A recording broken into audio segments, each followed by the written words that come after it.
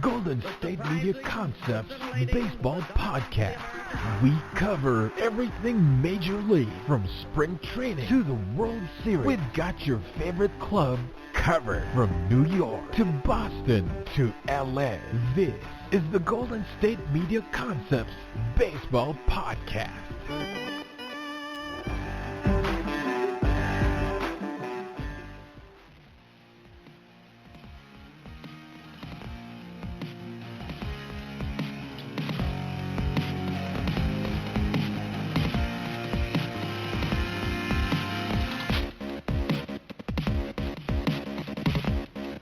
Hello, everyone, and welcome back to the GSMC Baseball Podcast, brought to you by the GSMC Podcast Network. I'm your host, Jack Ridenour, and I've got a wonderful show planned out for us today. Hope everyone's been doing well and staying safe.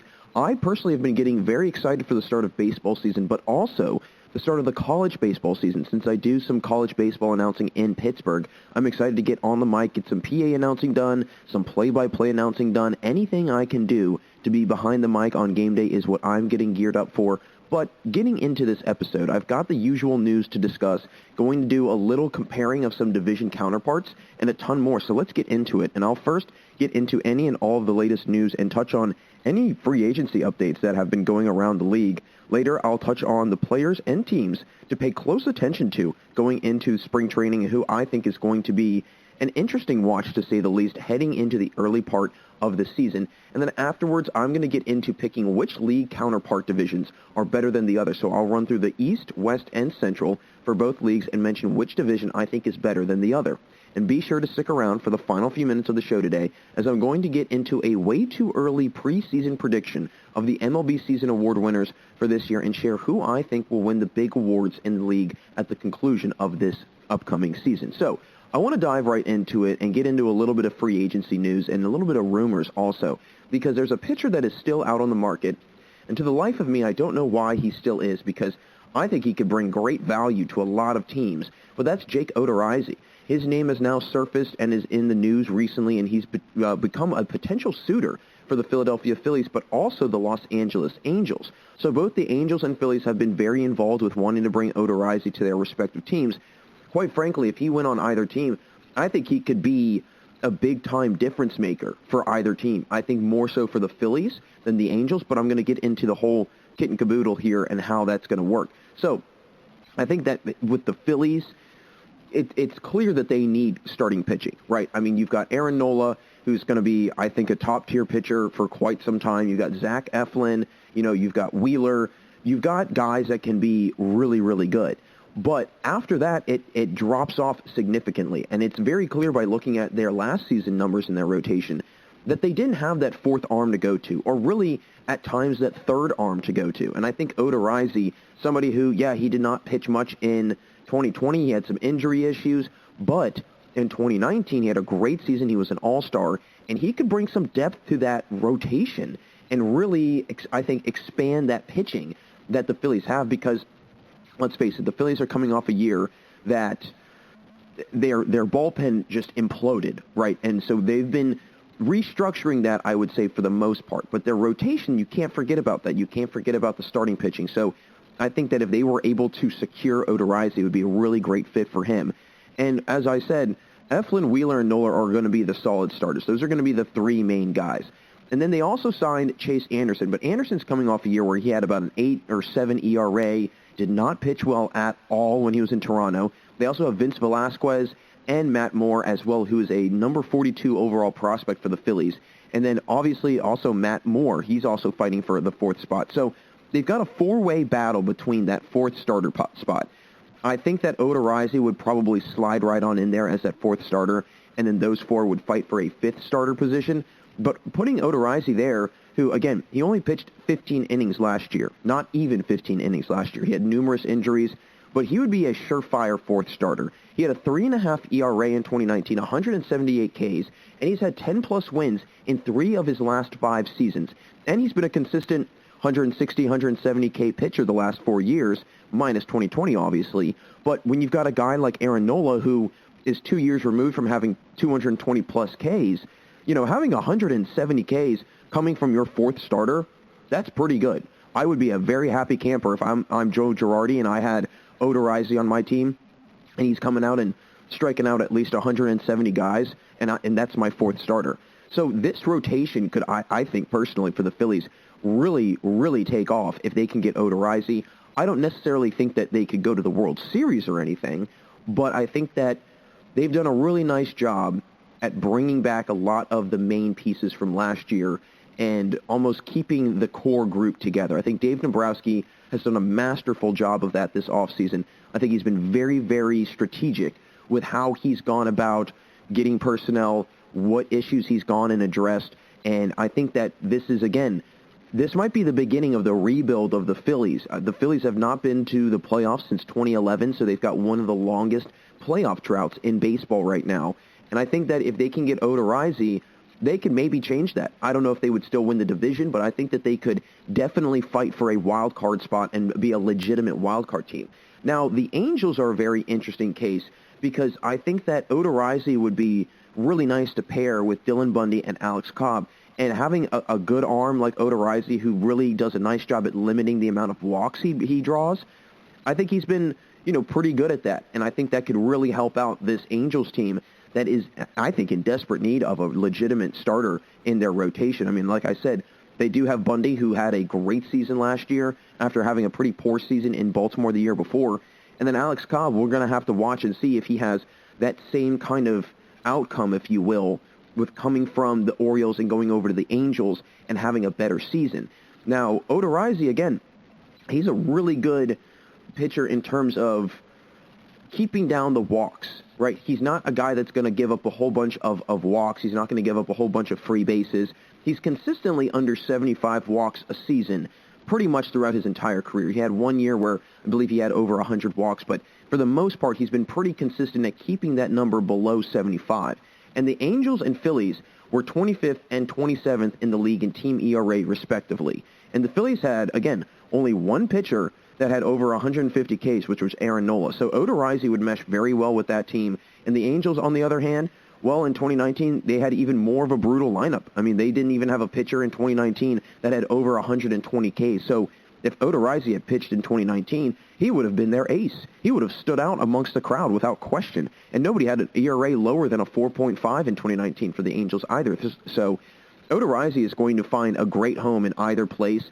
It's going to be whichever team offers the better contract. But I think that both teams are going to be or continuing to heavily pursue him. And I think that whichever team lands him, it's going to really pay off for them. I personally think that he'd fit better on the Phillies than he would the Angels because I think the Phillies have a more legitimate shot at making the playoffs than the Angels. But who knows? Odorizzi might be that one missing link to the Angels breaking their playoff drought because they're also in a very long-standing playoff drought as well. So we'll have to see where Odorizzi is going to land. We're going to keep a close eye on that. But then recently there's also been a few issues of some players contracting COVID-19 prior to spring training and having their spring training arrival delayed. Recently, Jose Abreu tested positive, and now there's been 13 total positive cases out of the 4,000-plus tests taken by Tier 1 and Tier 2 personnel. I believe Tier 1 and Tier 2 personnel are what are classified as, I believe it's players, managers, any on-field personnel, and then I think any media. I might be mistaken on that, but I'm pretty sure that's what the Tier 1, Tier 2 is. I would have to double-check that. But Abreu is asymptomatic. He actually thinks that he had COVID earlier in January, and he did test positive for the antibodies, but he's been feeling fine. He just can't come around the team right now. Shane Bieber also is another player that had the virus, and he had his arrival delayed to spring training due to contracting COVID-19. So guys are still getting it. And that is, again, a very big issue, and that's still becoming a problem is these guys, who knows what they're doing right before they come to spring training, and you never know. I mean, you could come to spring training feeling fine, and 3 days before that you had gone out and maybe done something, maybe seen somebody, weren't wearing a mask, whatever, you feel fine, and then all of a sudden once you get to spring training, you're not feeling so great, then that becomes a problem, right? I think that, if they had been going down to spring training, I think they should be, at least quarantining a week to make sure that there's no issues like this. My question is this: could we see potentially an increase in players opting out earlier on in the season and not making it to spring training at all? Could we see some guys say, you know what, I don't even want to bother. I don't even want to risk it this year, because they have started to show that, yeah, some of these guys are starting to get it, and that could be a growing concern for some players. For instance, Buster Posey, David Price, Ian Desmond. He's been one of the most recent guys to decide that he's not playing. So could we see more guys start to follow in suit and say, yeah, I'm going to just back away, I'm going to step away from it this year, and I'm going to take it, into next year and kind of reevaluate that situation. And some players, they might not want to go to spring training, and they might just join the team when the season starts. I guarantee you there might be a player or two that says, I don't think it's worth risking. I know I'm supposed to be with my team, but I'm going to factor in health into this. I'm going to work out on my own, and I'm going to just meet you guys when the season starts, essentially. I do feel like spring training could be turned into a bubble-like atmosphere if they had to do that. I know that Florida is very relaxed with a lot of the COVID rules and is very kind of, I would say, carefree, if you will. So I think it would be very tempting for players to go out and do things because who knows where they're coming from, what states they're coming from, because certain states, they might not even be that strict about it, and some might be very strict about it. So coming to a place like Florida or Arizona where it's, again, it's kind of loose, if you will. Nobody is really all strict about it. So that could be an issue too. But I think that a bubble atmosphere, I mean, they proved it with basketball. And I know that it would be very hard to do with baseball because of just the amount of land it would take to probably have simultaneous games going on at once. But if you had to house people, you could probably house people somewhere at the Disney Resort or wherever it might be. Now that Bieber is with the team, he's feeling better, and Abreu's going to be back sooner rather than later. So it's good that these guys are getting healthy, obviously, but they're eager to come down to spring training. Even though that they've contracted it, they're not really allowing that to stop them or to scare them. They're still wanting to go down and getting after it. And I think that's another positive sign, is that guys are still wanting to be, they want to put work in. They want to get ready for the season. They're excited to play. They're looking forward to getting back out on the field. I definitely think that if there are any issues or outbreaks with the virus at spring training, Rob Manfred has got to do something. I mean, he's really got to come down. And because, look at it this way. Last summer, they were kind of the guinea pig for everybody. And they had the NBA going on simultaneously, and they kind of showed them up a little bit and saying, hey, we've got this bubble system. Yeah, we benefit from having an indoor sport. And as a result, we've had no cases. We've had no problems. We've been very good about it. Baseball, on the other hand, they had a little bit of issues, right? They had a little bit of, a couple issues. The Marlins, the Cardinals, two teams that had massive outbreaks. At one point or another, I think the Marlins had about 20 people on the team personnel and players, both contracting the COVID-19 virus. So Rob Manfred's got to do something, because he can't allow that to happen this year, because we're playing a full 162-game season. It's not going to be easy for guys to, the games are going to, for games to get canceled and then rescheduled or whatever. It's not going to be that. It's not going to be that easy. It's going to be a lot harder. And so I think that Rob Manfred, and I was very critical of him last summer, and I don't want to be critical of him this summer, but I think as the commissioner, he needs to take a little bit more of a firm stance on this and not kind of be passive and allow the teams and the players to kind of do their own thing. He needs to step in and say, this is how we're doing things until further notice, because if not, we're going to continue to have issues. And I just feel like Rob Manfred is kind of the peacemaker between two warring sides, the players and the owners. And I feel like he isn't really trying to be the mediator. He's just trying to almost be the supervisor of what's going on. So I'm looking to see Rob Manfred step up and be a little bit more of a leader on this and a little bit more proactive in how are we going to prevent this from happening. I'm sure he's doing that right now. I hope that he is, but who knows? Really, who knows? Overall, I'm glad that these guys are reporting to camp and they're healthy and they're getting healthy. And for the most part, 13 out of 40 or 13 out of 4,000, that's not that big of a percentage. So that is a good sign, right? I mean, it's not like there was 50 or 60 or 100 guys that are getting it.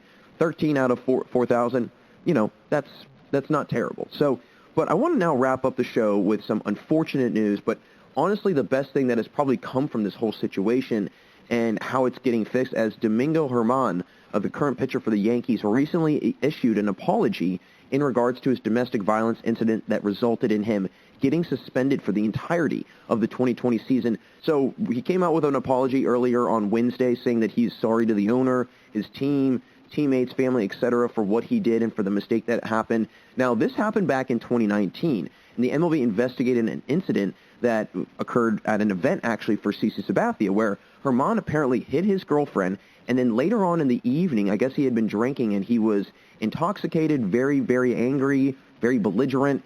He then went to his house later and started hitting her again. And I guess he had hit her at the event, and I guess people saw it. And then he went back to his house, and apparently she had to hide in a room. She had to call another Yankees player's wife, and they came and got her, and the teammate tried to, calm down a very angry Herman. Seemed to not really work. He seemed very irate. I mean, I was reading an article about it, and I was shocked by the details. I did not know that, another player got involved. And his apology was met with good views by his teammates, but a lot of them were very displeased in the incident even occurring, right? I mean, there was a couple guys, like I think Luke Voigt was quoted by saying that, it was a great first step in the right direction, but he still has to earn a lot of these guys' respect back. And so, and I think it was somebody else who said a lot of these guys look at him completely different now. And that's what's unfortunate, is that something like that, clearly was a big mistake on his part. He's apologized. He said that he was sorry. It's come back to bite him a little bit, big time, actually. He was suspended for the entirety of the rest of 2019, and then he wound up getting suspended for the rest of all of 2020. And he had a good year in 2019. I mean, he had 18 wins with a 4 ERA, 153 Ks before getting suspended. And, I mean, that was, probably pretty unfortunate to have to go through. Now, the Yankees have dealt with other players with domestic violence situations in the past, like Aroldis Chapman. So the Yankees know how to deal with an issue like this. I think that a lot of teammates, they probably feel like he should get a second chance. I actually think the article I was reading, a couple of them were quoted by saying he deserves a second chance. Everybody deserves a second chance. And so I think that is great that his entire teammates are all trying to rally around him. And I think it's a really good sign also that, if moving forward there's an issue or whatever, that his teammates can step in and say, hey, we don't want you doing that. We want you here, and maybe they can be kind of an outlet for him in terms of, if he needs somebody to talk to or whatever it might be. And I believe as of right now, he's going and seeing mandatory therapy. If I'm not mistaken, it might have been his decision to do it. So he is taking this issue and addressing it himself. He's going in and trying to correct the mistake that he did. And he obviously shouldn't have done it, right? I mean, I don't think anybody is going to disagree with that. But he's decided to try and make it a better, or try to make some sort of positive out of this, right? And that's where I think you have to look at, as much as you can, the half glass full of it. Yeah, obviously was not a good thing he did, and I am not justifying that in the slightest. But the fact that he's going to therapy, the fact that he is trying to fix this issue, the fact that he's trying to better himself, that is a good progress and a good progression forward. But it'll be curious to see how his team receives him and kind of welcomes him back throughout this season, at the beginning of spring training and everything else. And if anything happens again, what will those consequences be like, right? I mean, if anything were to go down again and if he were to get caught or if, another incident would occur, how would it be handled from there? Not only by the Yankees, but by the league, right? I mean, there's got to be at some point the league stepping in and saying, hey, we have to take over now. This is something that's been going on. But I really don't think that's going to happen. I think Herman has learned his lesson. I think, he's trying to make a right out of a wrong. And I think that he's, slowly but surely almost kind of working himself back into the good graces of his teammates, which is a good sign. And from the most part, they seem to be welcoming him back with open arms, so that is a very, very good thing. But folks, that's going to do it for our first segment, but don't go anywhere because when I get back from the commercial, I'm going to discuss my teams and players to keep a close eye on going into spring training and heading into the very early part of the season. Folks, stay right there. We'll be right back here on the GSMC Baseball Podcast. This is your ultimate stop for everything sports. The Golden State Media Concepts Sports Podcast. Should I say more? From the NFL, MLB, the NBA, to MMA, it's all in here. The Golden State Media Concepts Sports Podcast. Listen now.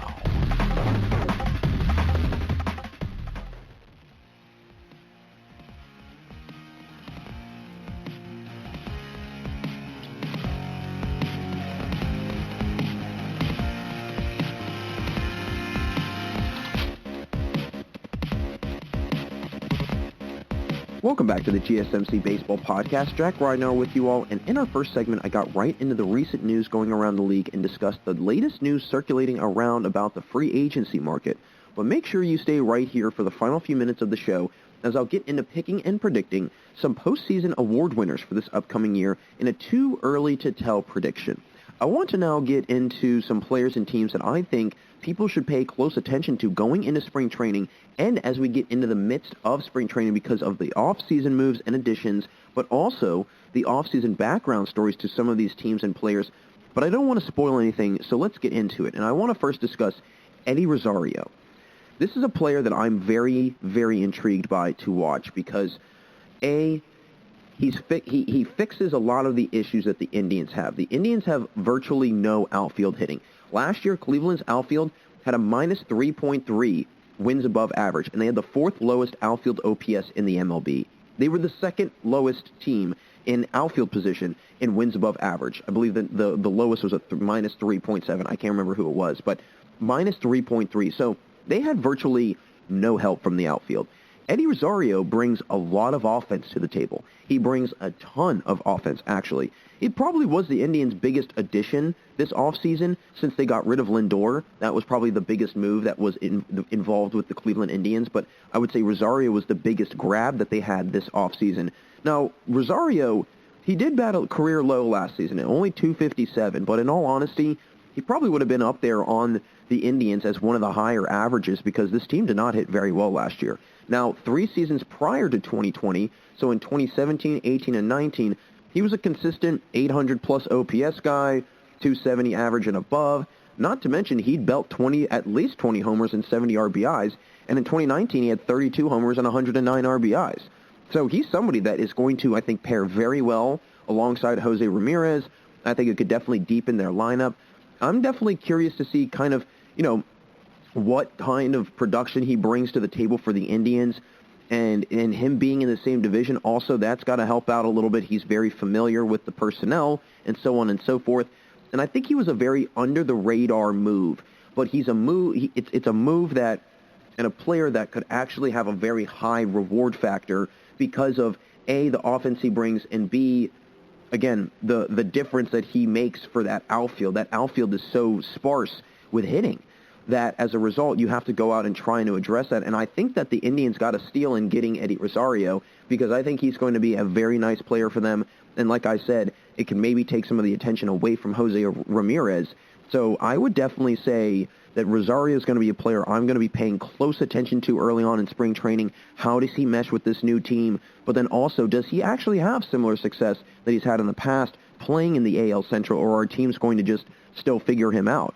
I personally think that he's going to have a lot of success, and I think that he could be actually a huge benefit for the Indians in the long run.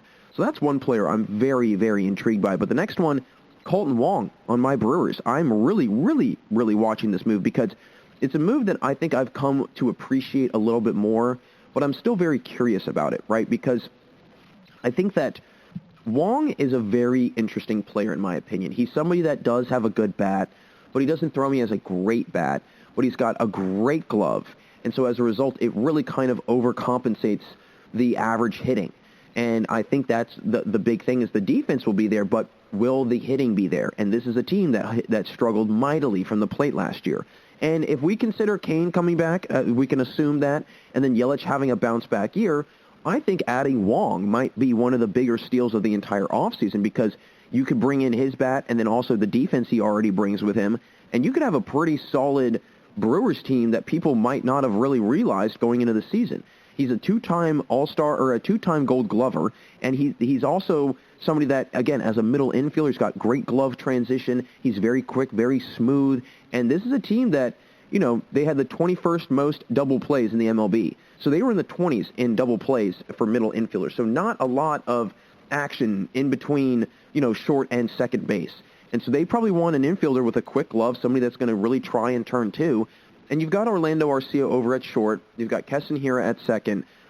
I personally think that you have to move Arcia. I think that Hiura's got a lot of potential. He's got a pretty good glove on him as well. But you have to move that infield around a little bit. You're going to have to do something. I don't know what. Maybe you move Arcia over to third. I know that they signed Travis Shaw to a minor league contract, which to the life of me, I have no idea why they did that. I don't think that he's any good. I think that he's actually kind of on a downturn in his career. But like I mentioned, being a two-time Gold Glover, this is a Brewers team that's in a very weak division. And so I don't think it's going to take a whole lot to do any sort of damage. I think that it's going to be actually a much easier way to the playoffs than, say, other divisions might have, right? I mean, it'll be such a toss-up that it could be anybody's division this year. I would say the Pirates are probably the one team that have absolutely zero chance of making the playoffs. They're the one team. And who knows, maybe the young core group of guys and the new personnel in the Pirates actually play way better than everybody in America is thinking right now. But it's not going to be like the NL West or the NL East where, you can get past 2 or 3 teams, but then there's just this one team you can never get past. That's not going to happen in the Central. It's going to be very even across the board. And for the most part, it's going to be pretty easy to compete, and it's going to be very competitive. It's going to be a very tight race. I think it's going to probably be, even though it's going to be a weaker division, I think that it's going to be one of the more competitive divisions because all the teams are kind of in the same boat.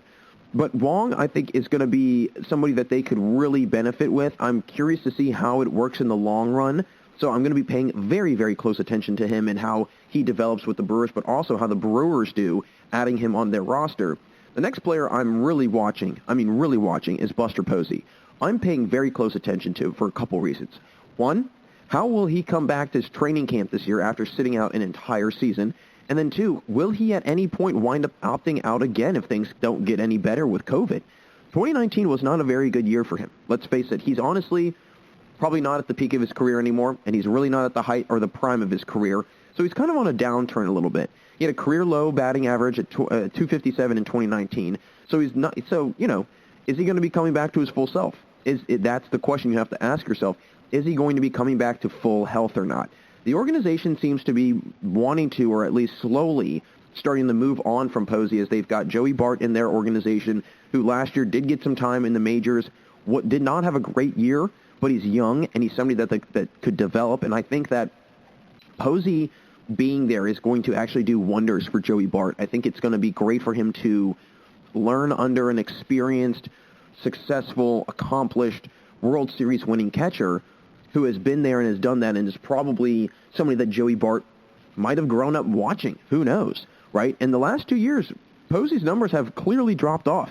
He's hitting not even 10 plus home runs and not even 50 plus RBIs, and his average has stayed the same, but that massive run production is just not there anymore. So, and not to mention, is he going to be able to handle a 162-game grind when he's actually not really played any baseball since 2019, 2018? I mean, he hasn't played, I'm not looking at it in front of me right now, but to my knowledge, I don't know if he's played a full season in quite some time. And so he's getting older. His body's taking more of a toll. He sat out all of last year. He hasn't played baseball in over a year and a half competitively. So how is he going to come back? And is he going to come back? Is he going to be, could we see this start to be, this might be a little bit of a stretch, but could we start seeing COVID almost accelerate some players' decision to retire? Some of these guys that are at the end of their careers, they don't want to risk it. They're kind of like, well, why am I even going back? I don't still have the same, it factor that I used to have or whatever. So I'm going to just retire. I'm going to just walk away. Could we see some premature retiring? I mean, that could be a possibility, potentially. I'm not saying that Posey will do that, but I could definitely see him early on struggle and be kind of frustrated with that. And who knows what he's going to do after April, come May, if things don't get better and things don't improve with the virus. Is he going to stick it out or is he going to leave? So he's somebody that I'm going to be paying close attention to. One, if he's going to be ready to roll come April 1st. And two, what kind of shape is he going to come back in? How good is he going to be? And then three, is he going to ever opt out during the season? Are we going to see him wind up leaving again? So somebody to pay close attention to see what he decides. But the next guy I'm very intrigued by is Alex Cobb. And what I'm intrigued by is the fact that his former teammate, Dylan Bundy, had this interesting, almost epiphany in his career, if you will, going from the Orioles to the Angels, and he had a ginormous improvement. 2019, Dylan Bundy was with the Orioles. He had a 4.7 ERA with 162 Ks. Now, obviously, the K level was not the same this past season because, well, it's 60 games, but he pitched a 3.2 ERA this year in his first season with the with the Angels. So right there, he dropped off his ERA by 1.5. His ERA cut by 1.5 in just 1 year. That's pretty impressive. That's very impressive if you ask me. And we see Alex Cobb kind of doing that same trend right now, going from the Orioles to the Angels. Could we actually see him having that same success that Dylan Bundy has had already with the Angels? And Cobb has had a stretch of tough seasons, I'd have to say. 3 straight years of a 4+ ERA. The last time he was under a 4 was in 2017 when he had a 3.6 ERA. So I think that this could be actually a very effective move for the Angels. They were 25th in team ERA last year, and they're trying to rebuild this team to make a playoff run. I mean, I had mentioned it in the first segment with them being interested in Jake Odorizzi. I think that Cobb could have a really good year, and if Bundy and Cobb can be kind of the main front runners, and then Shohei Ohtani, from what I hear, has been pitching great in spring training. He's hitting 97 miles an hour on the gun. He's been playing really, really well. You know, they can go out and maybe get somebody like Odorizzi. That's 4 solid arms to go to, and I'm definitely intrigued by Cobb. I want to see if he can be able to have that same kind of trend that Bundy had leaving Baltimore and coming to L.A. Who knows? Might be just all the sunshine, you know, all the nice weather, and it makes you want to pitch better. Who knows? But Cobb is going to be an intriguing one for me to watch, so I'm going to be paying close attention to him in spring training and early on in the season. But then a couple teams that I want to discuss and some personnel. The Royals. Very, very curious to see what they're going to do. Obviously, I've mentioned it many times. They've made some of the most simplest moves, but some of the most moves in general. I think Carlos Santana was probably the biggest headlining move that they made. And I actually saw an article. I didn't read it. I kind of wish I did.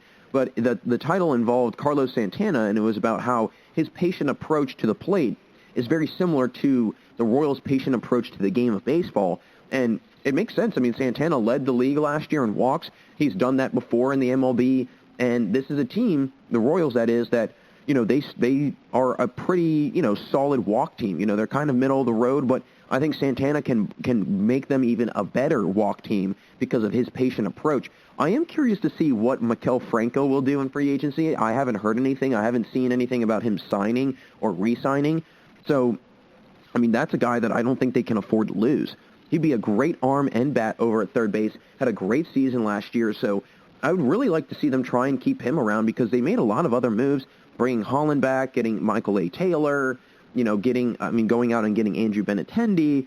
So there are some moves that I'm very curious to see how they wind up, how they turn out, if they will turn out well, or if they will actually, you know, kind of, you know, force this team to crumble, if you will. But they were very bad last year, right? And I feel like they are kind of on a similar ascension to where they were going towards in the early 2010s. I don't know if it's necessarily going to amount to World Series runs like it did in 2014 and 2015, but I think that maybe in the next couple of years, if some of these guys stick around for a while, you could start to see maybe a trend and kind of a change in Kansas City, for the Royals at least. Being able to see them maybe in the playoffs more. You know, the AL Central is not a hard division, in my opinion. You know, the Tigers are an easy cakewalk right now. The Indians, I don't know what to think of them. The White Sox are the only team that I would be, quite frankly, afraid of. And the Twins are another hit-or-miss team. You've got one dominant team in the White Sox. You've got 2 hit-or-miss teams in the Indians and the Twins. The Royals are kind of a head-scratcher, and then the Tigers are not very good. So I think that as time goes on, you could start to kind of see a turning of the table, and the Royals start to come back up towards the top. I think that they are also, you know, again, like I said, a vulnerable division. It'll be easy for them to maneuver around. So we'll have to see, but I'm very curious to see how all of these new moves by the Royals pay off in the end and really in this season. Another team, also in the Central, but in the counterpart division, and that's the Cardinals. I'm curious to see what this team does because they made one of the biggest moves this offseason, and that was all they did in getting Arenado. That was literally the biggest move that the entire offseason that the Cardinals had. But after that, it was radio silence. So, and I think they've got a lot of issues to address. I think that they've got more than they think. I think they, you know, obviously losing Dexter Fowler, they already don't have a ton of offense coming from their outfield, and I think they've got solid defense in their outfield with Tyler O'Neill, but I mean their offense is very slim. It's very slim in the outfield, and I know that Dexter Fowler did not have a bunch of, you know, offense to bring to the table the last year or two, but I still think that they should have, you know, maybe addressed that a little bit, and I think that it's going to be a real kind of big, heavy relying on Arenado and Goldschmidt, and I'm curious to see how that works. Will that work? Can this team actually have a really good year and only benefit from having 2 superstars on their team and everybody else kind of average? And again, very similar to the AL Central, not much competition. So it won't be hard for them to move around. It won't be hard for them to compete for a division championship. And ultimately, I think that, they would be probably in good shape, getting Arenado, obviously. But I am curious to see if this is going to be a team that's similar to how the Nationals were this past year. Are they going to be a team that's very top-heavy with talent, Arenado and Goldschmidt, kind of like how the Nationals had Turner and Soto last year, and then everybody else is bad, right? Are they going to have that same situation? Are they going to have that same problem where every single person on that team bats below 250 outside of those two top-tier guys? And if that's the case, you can't really win ball games that way. We already saw what the Nationals did last year, and it clearly did not work. So I'm really curious to see how this move with the Cardinals and how the Cardinals play this year with just really adding Arenado and actually losing more than they gained, and if that's something that could maybe prove to work, going out and having two superstars really lead the charge on this Cardinals team. And then the last team / kind of, group of players or part of the team, whatever you want to call it, that I'm curious about, the Yankees pitching staff.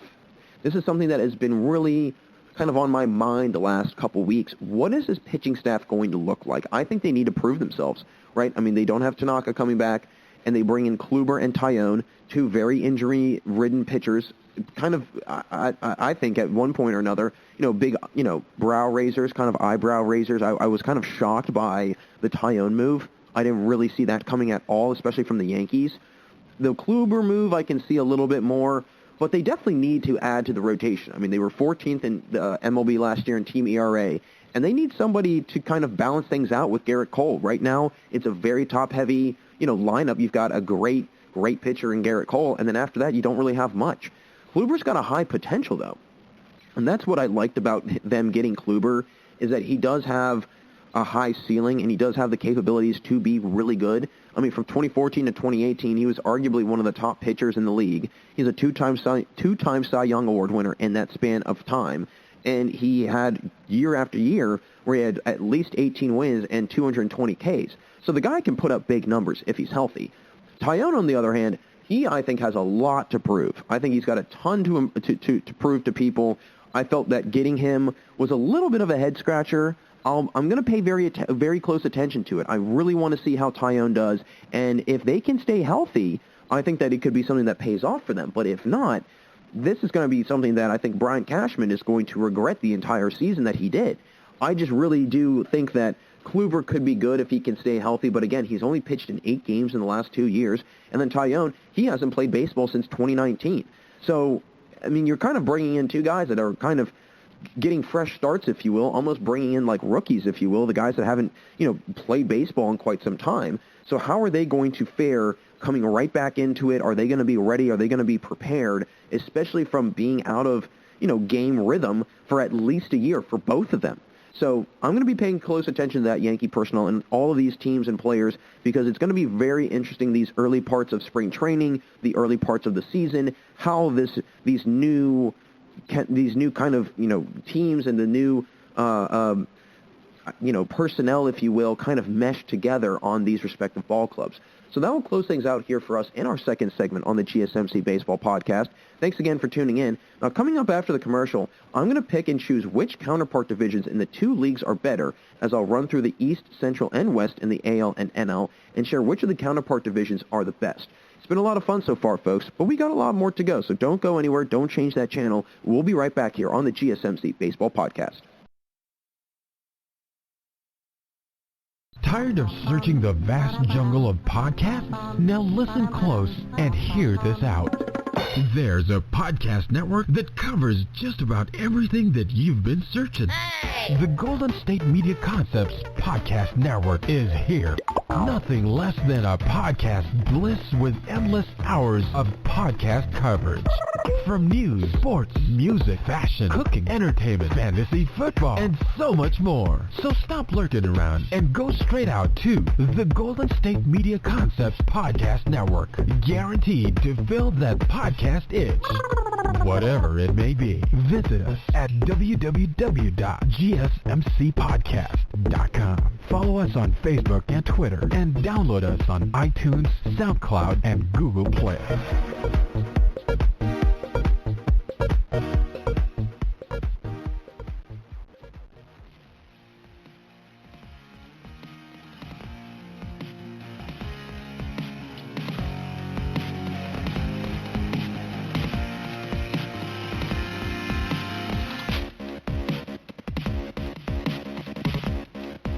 Welcome back to the GSMC Baseball Podcast. Great to have you all here still with me today. Jack Ridenauer again.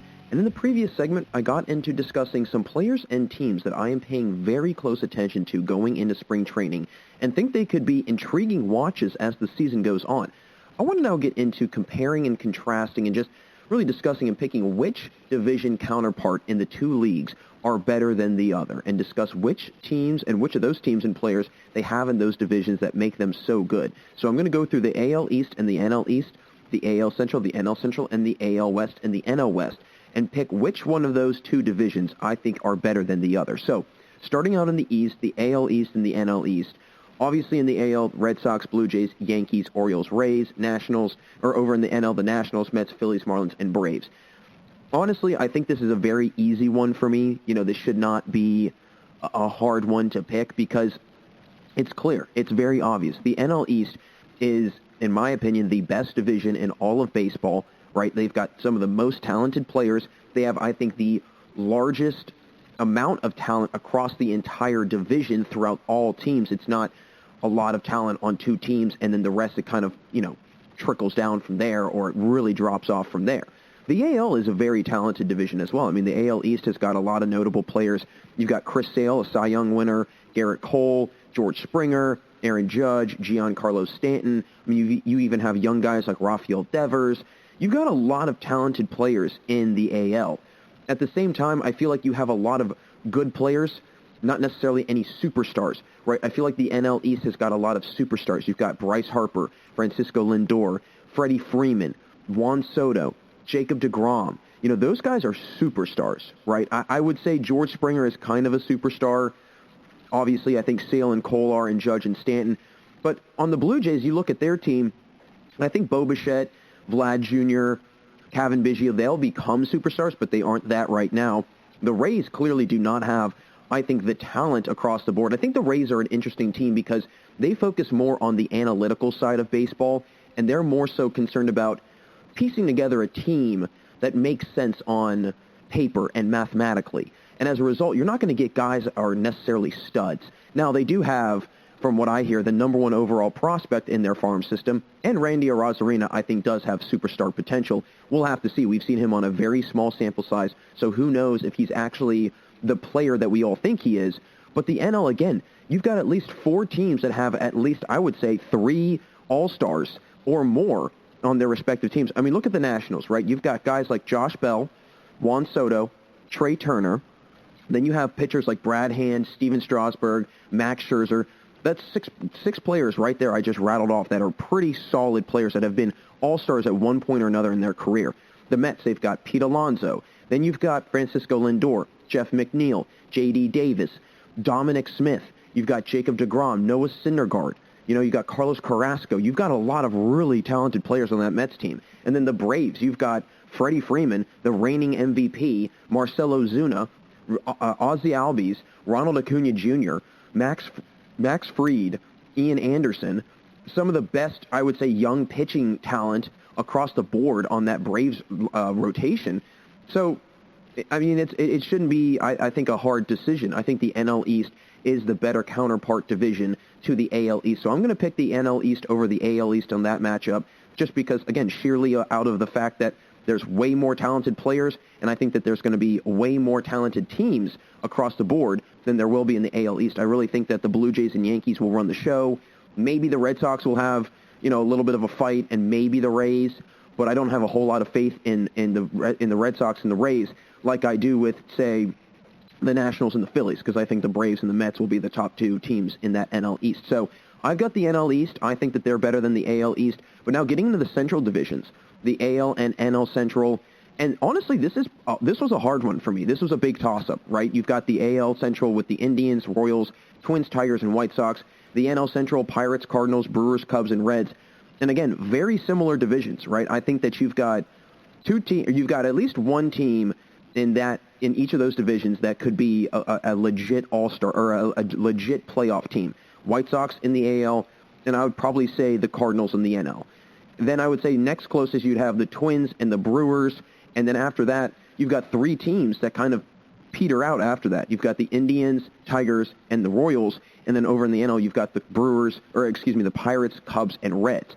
So very comparable divisions here, and obviously you've got a lot of talented players. I think the NL has really had, a lot of talent come in and out of that division, I would say.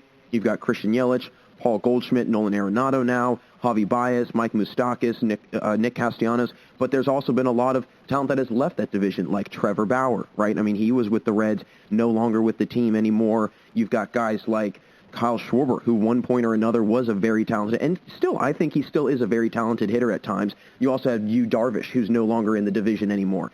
So you have a lot of talent that has left the division, but has, they've also added some talent. But the AL across the board, I mean, they've got a lot of talented guys. You've got Jose Ramirez, you've got Jose Abreu, Eloy Jimenez, Shane Bieber, Nelson Cruz. I mean, the White Sox probably have, I would say, 65% of the talent in the AL Central on their team alone. You've got guys like Yohan Moncada even.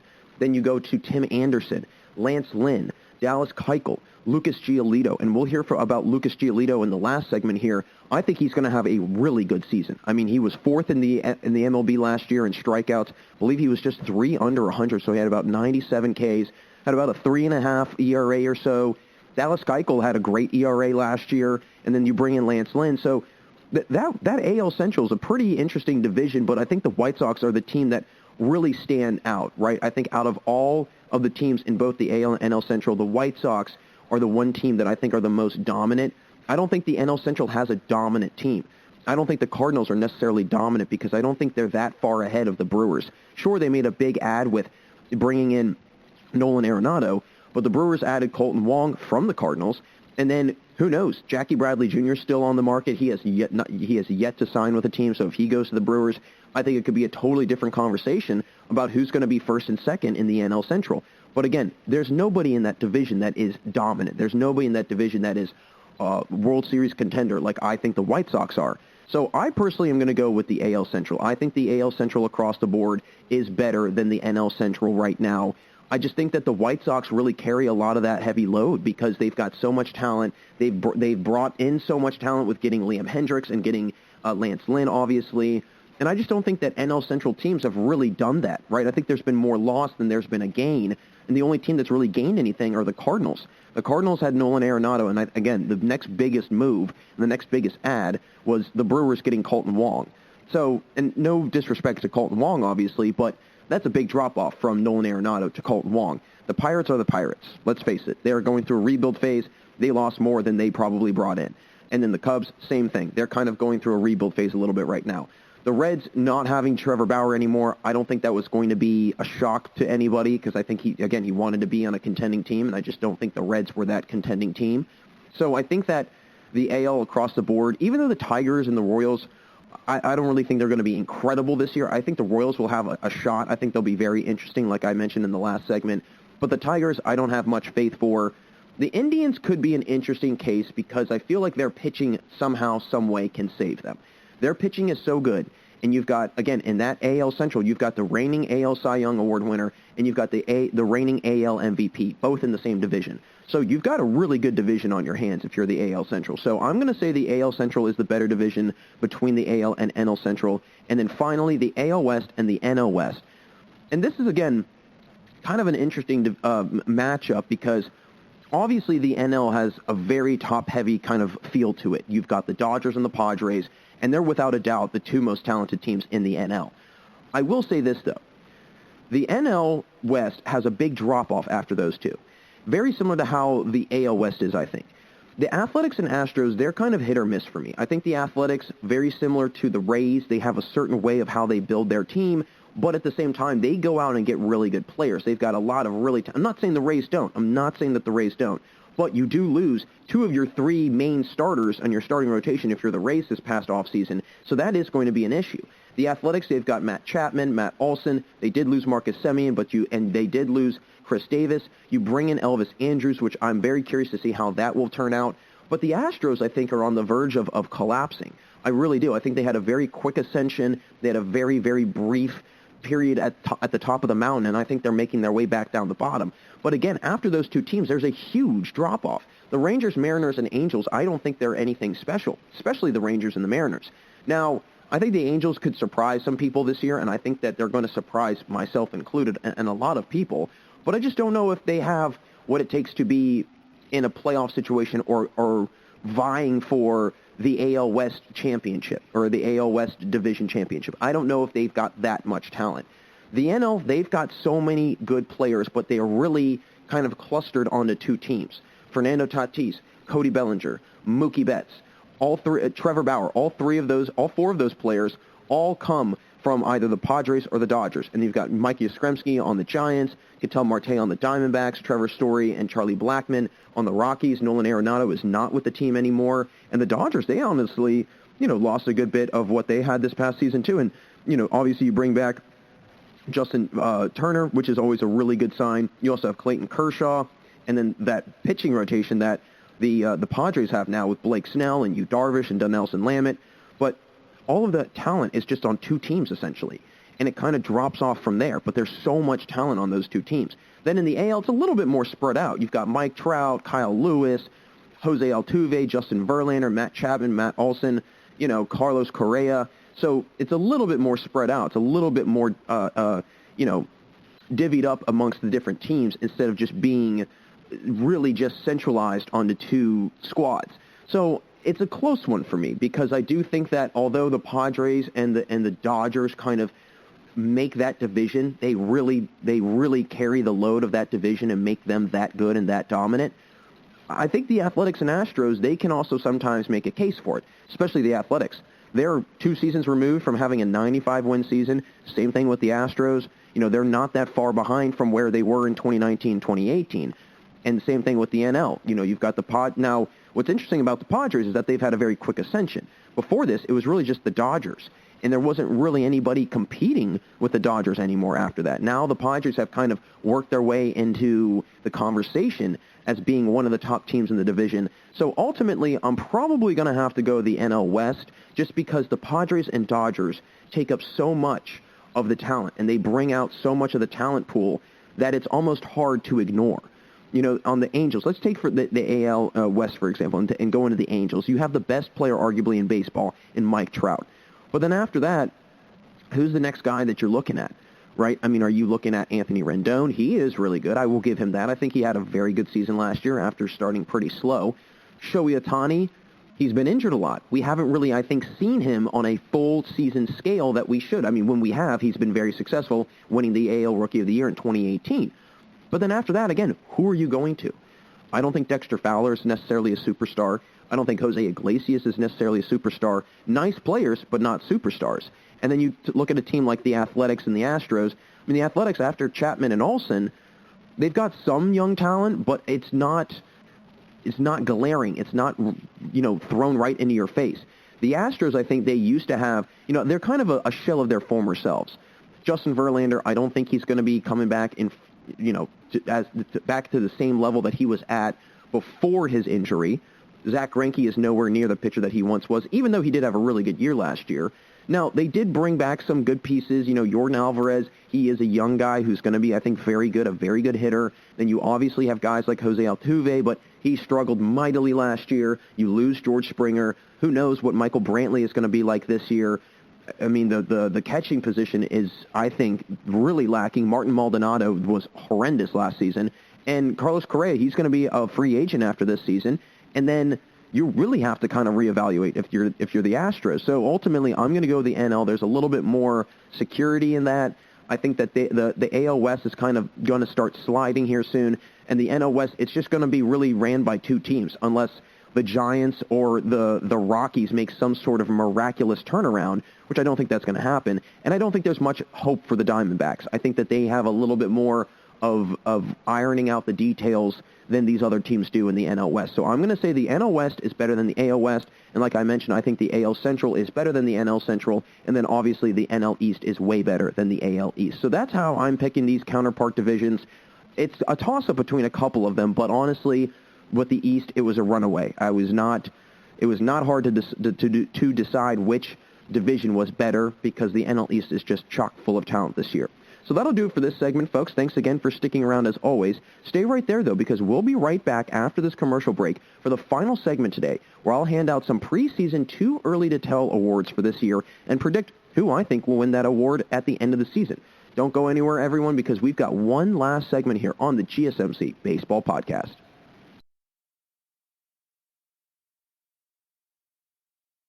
Want to know the latest in soccer? Then listen to the Golden State Media Concepts Soccer Podcast. From MLS, the World Cup, and the Premier League, we've got you covered. The latest updates, the hottest matches, and news on the league's top players. It's the Golden State Media Concepts Soccer Podcast. David Beckham scores the goal to take England all the way to the World Cup final. Listen now.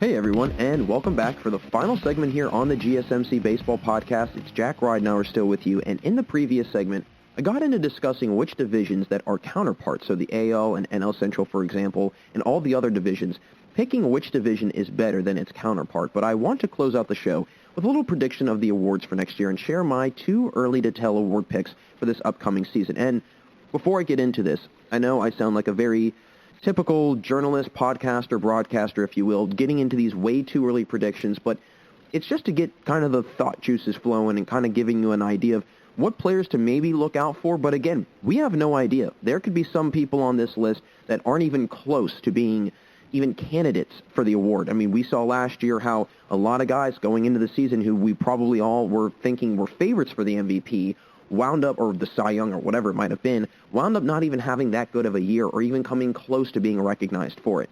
So I'm going to go through the I'm just going to do a couple awards. I'm going to do the MVP awards for both the AL and the NL. Same thing with the Cy Young, Manager of the Year, and then Relievers of the Year, because I'm very intrigued by the number of relievers that we've got in this kind of, in the MLB right now, especially that have been on the move, because I think there's a lot of guys that could have really good seasons. So to start, AL MVP, my three candidates who I think will be up there: George Springer, Jose Ramirez, and Giancarlo Stanton. Now, I think everybody's probably thinking, well, why are you picking George Springer? Is he really going to have that good of a year? I think that George Springer's on the verge of having arguably his best year, and here's why. He's on a team where he's going to clearly stand out, right? He's on a Blue Jays team where he will be the superstar. He will be the best player. I think that that's going to bring a lot of attention towards his way, more than it did when he was in Houston, because think about it. He had to share the spotlight with numerous guys. It wasn't just George Springer, and that was it. It was George Springer, Jose Altuve, Zach Greinke, Justin Verlander, and at one point or another, Garrett Cole. So there was a lot of other guys in the mix that were having to, everybody's having to share a little bit of the last piece of the pie. Now, Springer's had a lot of success in his career, right? Three-time All-Star. He's batted very, very well over his career. But if you look at the trend right now, 2017 batted 283, 2018 batted 265, 2019 batted 292, 2020 batted 265. So there's a little bit of a trend there. One year he's up, another year he kind of goes down a little bit. One year he's up, another year he kind of goes down a little bit. And so I think that this is the year, this is the season, and if we're following this trend of almost odd years, and I know that's a little speculative to kind of follow, but if you think about it, this could be a year where he has a really good season, right? I mean, looking at his numbers, 39 homers and 96 RBIs in 2019. If he hits 40-plus bombs and has over 100 RBIs, he's my MVP. And if the Blue Jays are number one in the AL East, yes, George Springer, I think, will be my number one pick for AL MVP. Now, Jose Ramirez had a really good season towards the end of the season last year. So the reason why I'm picking him is because I think he can pick up where he left off, because he ended the season on a very high note. And I think he can get right back into that very, very easily. He was batting at one point or another well below 200, and then he finished out the season at a 292 clip with 17 homers and 46 RBIs. So he had a really good season. And the years before that, he's putting up huge numbers. 2017, batted 318 with 29 homers and 83 RBIs. 2018, 39 homers, 105 RBIs, and a 270 average. And he's been at least 800 OPS or higher in each of the last 5 seasons. So he's another guy that I think is going to have a lot of success. I don't know how his team's going to fare, and I'm going to bring up the point about the team over and over again, because how often have you seen an MVP from a really bad team? You don't.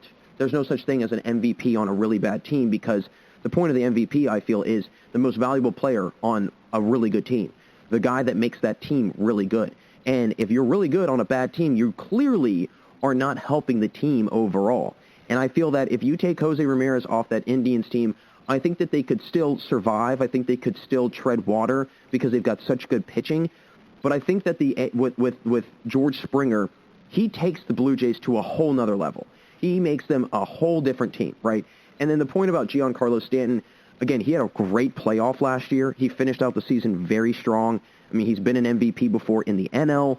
I think that he can put up similar numbers this year if he stays healthy. The only reason why I am a little bit concerned about Stanton is because I don't know how healthy he'll be. He's always injury prone. Something always happens with him. So I don't know how to feel about him. Ramirez would be my close second, but ultimately I think George Springer will be the AL MVP this year. So that's my prediction for the AL MVP. Now getting to the NL MVP, my candidates this year, Nolan Arenado, Francisco Lindor, and Mookie Betts. Nolan Arenado, because he's going to be coming from the NL West, which was a really good stacked division, played really well there. Was an 8-time Gold Glover, 5-time All-Star, and now he's coming to a division that's not nearly as good. You've got really the Brewers, I would say, to worry about, and that's about it.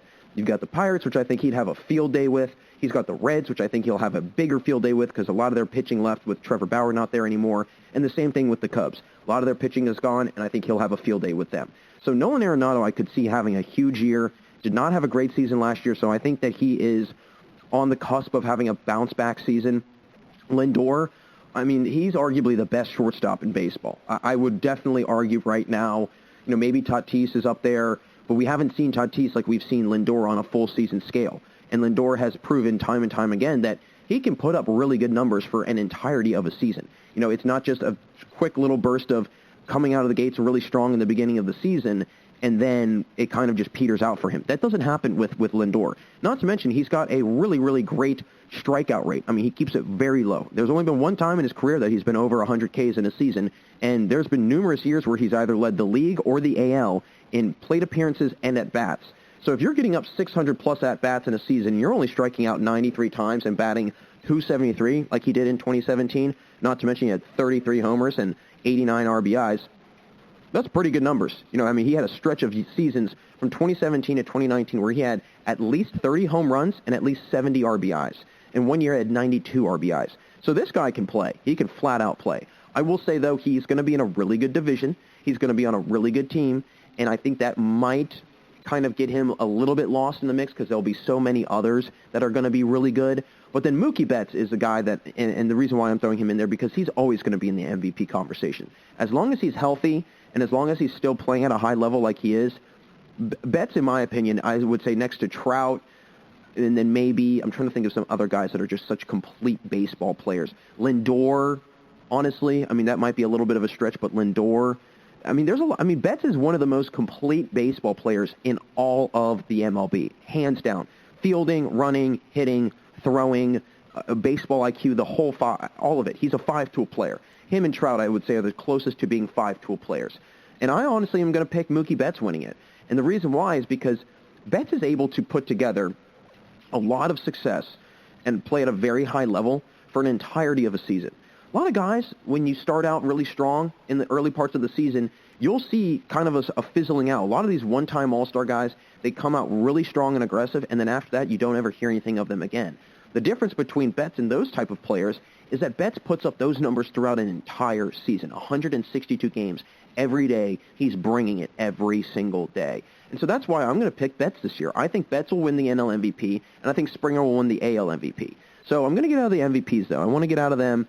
I've said my piece on those two, but I want to get into Cy Youngs now. In the AL Cy Young, I think Shane Bieber obviously is going to be a candidate. He put up such an incredible season last year. You think about it. The guy started about 10, maybe 12 games, and he had 121 Ks or 120 Ks. That is an astronomical K per 9 inning rate, right? That is through the roof. And, looking at it right now, 12 starts and 122 Ks. And he led the MLB. He won the Triple Crown for pitching. So this guy is very talented, right? I mean, he was an all-star. The year before, he finished 4th in the Cy Young voting. This past year, he wins the Cy Young, and he was finished actually 4th in the MVP voting. He was that good this year. And that's why I bring up the point. I think Shane Bieber can keep the Indians afloat if a guy like Jose Ramirez were to get injured or get traded or whatever, because he's that dominant on the mound. The other candidates I would put up are Garrett Cole, because I think that he had the first year in New York. I think he was getting adjusted to playing in a huge market like that. I think he was getting adjusted to also the weird pandemic season. He didn't have a bad year. That was the other thing. He had a good year. A lot of guys, if they put up the numbers that he put up, would have probably been very, very pleased with themselves going into the offseason. And so that's why I kind of wonder, why there was all this kind of worry that he's not having a great year. I mean, it was the third straight year that his ERA was under 3. He had a 2.8 ERA. He was 7-3. And he had 94 strikeouts. Pretty good numbers, right? I mean, it was actually a very quiet but yet very successful season. He had 94 Ks in 73 innings. So I'm putting Garrett Cole up there, not to mention he's on the Bronx Bombers. And then Lucas Giolito. Do not sleep on Lucas Giolito. I think a lot of people forget about Lucas Giolito because, again, you've got guys like Bieber, and you've got guys like Garrett Cole that really headline the AL in terms of pitching. But Lucas Giolito is not that far behind them.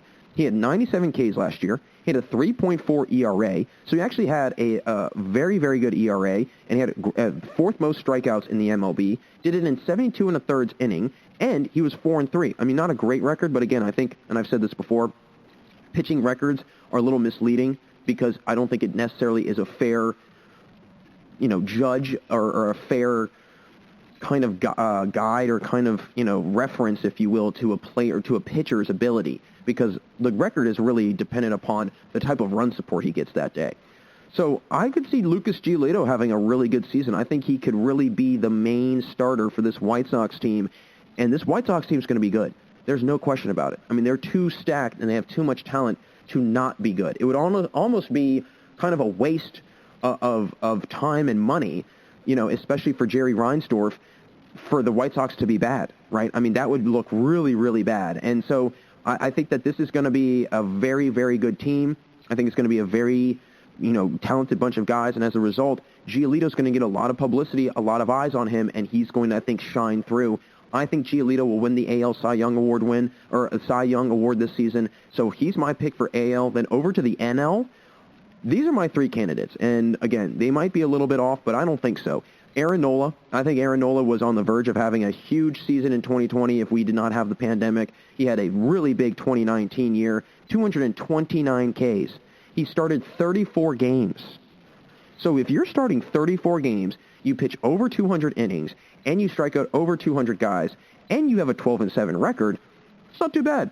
Not too bad at all. He wasn't even in the finals for the Cy Young that year. Now, he was in the top 10 for the Cy Young this past year in 2020, but then in 2018, he was an all-star, put up some really, really big numbers there too, 224 K, so he had back-to-back 200-plus K seasons and back-to-back 12-plus win seasons because he was 17-6 that year. So I think Nola could definitely be a candidate. Obviously, Jacob deGrom. And then I'm also going to go with Blake Snell. I think that Blake Snell is going to have a huge season in San Diego. He's won the Cy Young before in 2018. deGrom has won it in 2018 and 2019. So it's almost hard not to put him up there. And not to mention he was a finalist this year. So 3 times that you're a finalist, you've won it twice.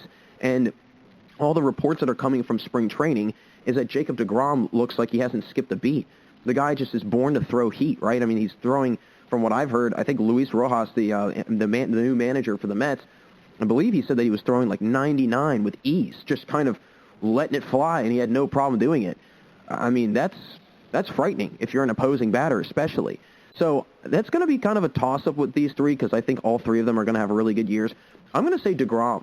I'm going to say deGrom's going to win his 3rd Cy Young in 4 years. I think we're going to continue to see the dominance of deGrom, and I think that we're seeing history in the making, right? I mean, I think deGrom can be a really good pitcher if he stays healthy. And, I mean, this is a good Mets team, so they're going to have, again, a lot of publicities in a high market. So I'm going to go, again, kind of a review of the MVP. Springer in the AL. I've got Betts in the NL. Then the Cy Youngs in the AL, I've got Giolito. In the NL, I've got deGrom. And to finish it out, I'm going to get into some managers of the year and then relievers of the year, and then that will be that. But in my AL manager of the year, I'm going to put some candidates out. Charlie Montoyo, the manager for the Blue Jays, obviously have to put him out there because I think they're going to have a really good year. They had a really good year last year, and I think that he kind of surprised himself, and I think the Blue Jays surprised themselves and everybody else in the league at how good they are, and I think that Montoya is going to be able to build on that success. I'm going to also put in Tony La Russa, simply because I feel like he'll get a lot of credit if the White Sox are good this year, and so as a result, the name, the legacy he has, and then in the team being really good, everybody's going to be like, well, Tony La Russa's there now, so that has to be the difference. It's like, well, I mean, it could be, but who knows? We'll have to see. It'll be interesting to see how he meshes with a young core group of players, and he's kind of an older-minded baseball, IQ individual, if you will. And then my third candidate, A.J. Hinch. As crazy as it sounds, A.J. Hinch has got a lot of, again, a good track record of building good teams and building winning teams. He came into Houston, and they were terrible. They were a laughing stock when he first got there. And then all of a sudden, he turned them right around, right? I mean, he literally turned them right around, and it was incredible to watch. In two of the 3 years, from 2017 to 2019, they go and win 2 pennants, and they win 1 World Series. And prior to that, they were terrible. I mean, if you look at their record, when he first got to Houston, he had an 86-76 record. The second year, 84-78. So he saw a little bit of a setback there. But then he goes into, 2017, 2018, 2019, 3 straight years of 100-plus wins and 65 fewer losses. So right there, that tells me a lot about A.J. Hinch and his ability to be a manager. And I think that he's going to do that with the Tigers. I think he can turn them around drastically faster than people think that he probably can. Obviously, I think he needs a little bit more talent to kind of fix that. But if he's able to get that talent, and if they are able to build with that, I think Hinch is going to have a very, very long-standing, successful run in Detroit. So I'm going to pick A.J. Hinch as my manager of the year. As crazy as it sounds, I'm going to go with A.J. Hinch. And then my NL manager of the year, I'm going to put out the candidates first: Luis Rojas, the new manager for the Mets; Joe Girardi for the Phillies; and then Dave Roberts, obviously, for the Dodgers. Dave Roberts has done such a nice job out in L.A. that you kind of have to inherently put him there, I feel. He's always up for the award. I think that he should get more recognition than he does. Joe Girardi, I think, is going to put this team on the map, this Phillies team. I mean, Dave Dombrowski has made the blueprints, and now Joe Girardi just has to start building.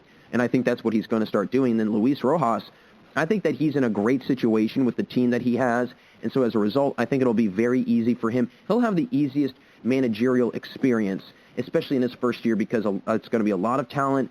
But ultimately, I think Rojas is going to do a really nice job out in New York. I think he's going to have a lot of success with the Mets, and I think that personally, I think Rojas is going to be the manager of the year in the NL. So I have him winning the NL manager of the year. I've got A.J. Hinch winning the AL manager of the year. And then my final one, the relievers of the year, I'm going to go in the AL first: Liam Hendriks, Alex Colomé, and John Curtis. I like John Curtis a lot because I thought he put on a very good showing in the playoffs this past year. I think that Liam Hendriks going to the White Sox, he's going to be a difference maker for them coming out of the bullpen. And as a result, I think that he's going to be really, really good, right? I think he's going to be very, very good. And Alex Colomé, I mean, he puts up incredible numbers, right? I mean, he had an incredible whip last year. His ERA was literally like below 1. So, I mean, he's going to have a lot of success in Minnesota, I think. And that Twins bullpen is already really good. They lost a lot of guys, but bringing in Colomé, I think it's going to revitalize them a little bit. So I'm actually going to pick Colomé to be the winner of the reliever of the year. I think he can win that AL award. And I think Hendricks will be a close second, but I just don't think that he's going to be able to bring it home. And then the NL relievers of the year, I have to put in my dear friend Devin Williams. I mean, what a pitcher he is, right? And comes in this past season, throws a .3 ERA, 52 Ks in 25 innings, literally gave up, I believe, 1 unearned run, if that, this entire season. So you have to put him there. Brad Hand, arguably the best closer in baseball right now. I think that he's got a lot of success in front of him. I think being on the Nationals now is going to also do a lot of really good things for him. So I'm a huge fan of Brad Hand. And then Trevor Rosenthal. I mean, Rosenthal, when he came to the Royals, or when he came from the Royals last year and he was traded over to the Athletics, that was a big, big jump for him. And I think that was a really good thing for his career. I think that he really was able, he was with the Padres. I'm sorry, he was with the Padres. I think that that's going to be a really big thing for him, is that he's going to be able to, bring in a lot of success, right? When he went from Kansas City to San Diego, he had an incredible showing. He literally gave up like one earned run, if that. He had below a 1 ERA. He was literally untouchable. His average against the entire season was astronomical. It was kind of hard to fathom that he had such a low average against of 148. That's a low for his career. So I think Hendricks is Rosenthal is on a right uptick right now. But ultimately, I'm going to go Brad Hand. I'm going to say Brad Hand is going to be the NL reliever of the year. I think that he's going to get it done because this Nationals team is going to definitely need his clutch pitching late in games, and I think he's going to be on a really good team as well. So just a little review: AL MVP George Springer, NL MVP Mookie Betts, AL Cy Young Award winner Lucas Giolito, NL Cy Young Award winner Jacob deGrom, Manager of the Year for the AL AJ Hinch, Manager of the Year in the NL Luis Rojas, and the Relievers of the Year in the AL Alex Colomé, and in the NL Brad Hand. So that's my too early to predict awards right there. Again, who knows? We'll have to see what they're going to be towards the end of the season, and we might not even hear any of these names at all in this conversation for these respective awards. So, again, we've got a lot of baseball to play, and I'm getting very excited for that. So, folks, that'll wrap it up for us here today. Thank you again for listening to the GSMC Baseball Podcast, brought to you by the GSMC Podcast Network. I would like to ask that you please remember to subscribe to the show and write a nice review. That really helps us. Also, if you can please follow us on Facebook, Twitter, and Instagram, we'd also really appreciate that. As always, everybody, thanks so much for tuning in, and until next time, have a wonderful day. You've been listening to the Golden State Media Concepts Baseball Podcast, part of the Golden State Media Concepts Podcast Network. You can find this show and others like it at www.gsmcpodcast.com. Download our podcast on iTunes, Stitcher, SoundCloud, and Google Play. Just type in GSMC to find all the shows from the Golden State Media Concepts Podcast Network. From movies to music, from sports to entertainment, and even weird news. You can also follow us on Twitter and on Facebook. Thank you, and we hope you have enjoyed today's program.